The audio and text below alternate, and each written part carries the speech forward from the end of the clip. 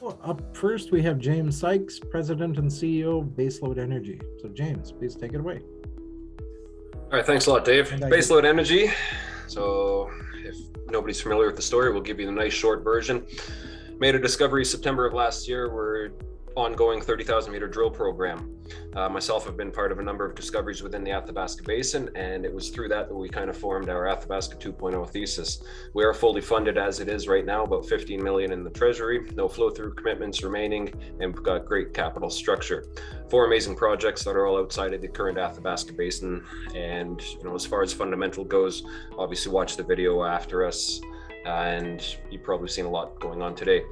So this little clip here really bodes well for a lot of my colleagues on the panel, and it's really about the Athabasca 2.0 and how this idea opens up Athabasca area for complete exploration. Just that we're not looking in the sandstone anymore. We can step outside of those boundaries.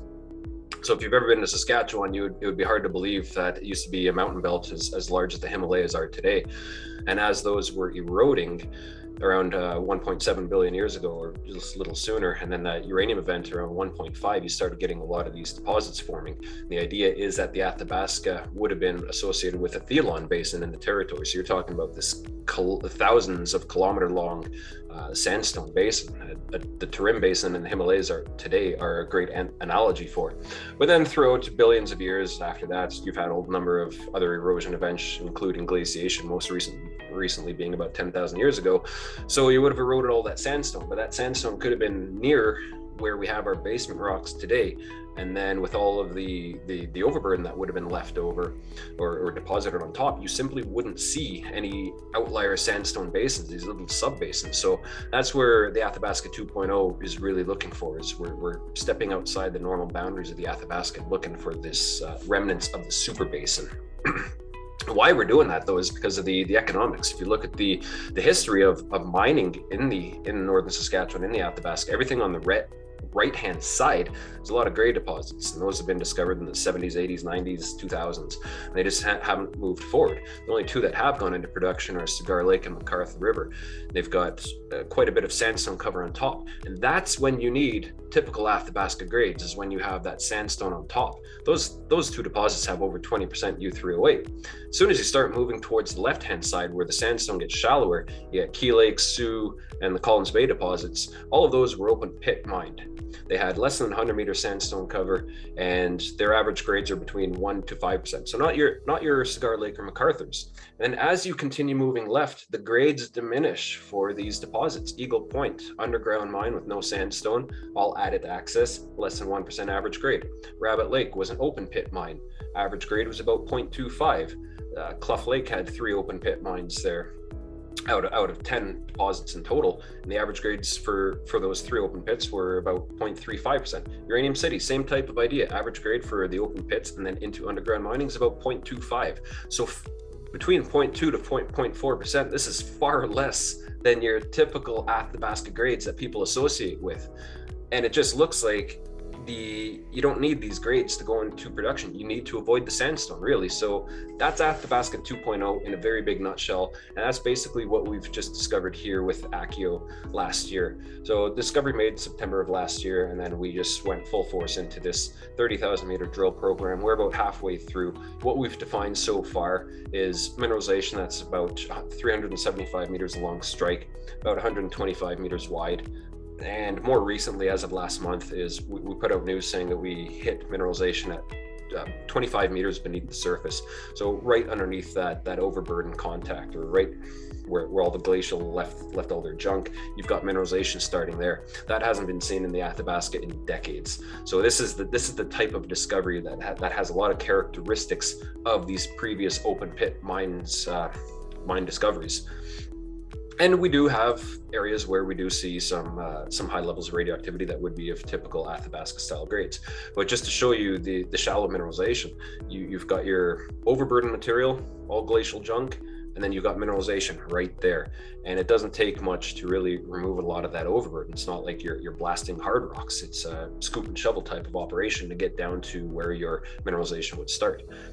Guys who have been in the uranium industry, who've worked on Athabasca deposits, have probably seen core like this, and they can tell you that's going to be some high-grade mineralization. And this is all within 50 meters. So we do know that there is potential for high grade, and we have seen it in our discovery hole. Typical Athabasca grades, they're 1.3% over half a meter. So the grades do exist. And it's with everything going on from the technical standpoint, this has a really good opportunity to move forward. But building on top of that is we've got the infrastructure in place as well. We're about 30 kilometers east and west of two highways, most importantly being McArthur River and Key Lake Road. The Key Lake Mill is about 70 kilometers away.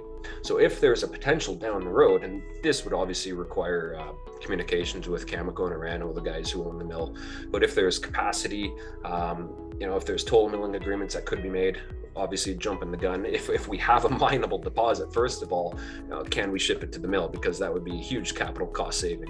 And so we're talking about very minimal in the way of capital costs. You just have to put a road in.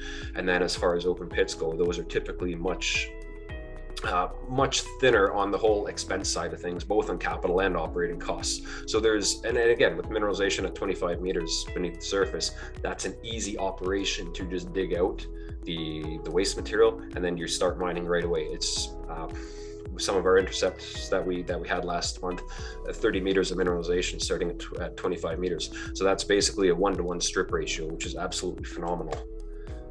We have 85 million shares outstanding, 30 million in warrants and options. We've had a very high success rate of warrants being executed, so that's been great to know that the guys who have been invested into the company already have been continuously supporting us. So very happy to have that investor support behind us. 15 million in the bank, as I said earlier. No flow-through commitments, all hard dollars. About 17% owned by insiders, 5% picked up by the Sprott ETF in March of this year. So that is great to have at our back as well. And then the remainder of the 78% basically divided by institution funds and retail brokers.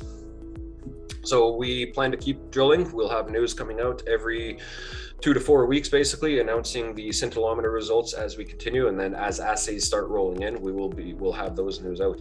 So basically, what we want to do is just really continue to define the extensive ACKIO, show how big it can be, and then hopefully, if we still have time this year or definitely next year, we'll start cherry picking where we're seeing the higher grades. We're part of the Uro group of companies, which is 6 different companies, very great portfolio of high returns within some of these companies. So definitely worth looking at everything. And that's who we are. Great bunch of guys who know what we're doing, and we will continue to do so. Thanks very much, Dave.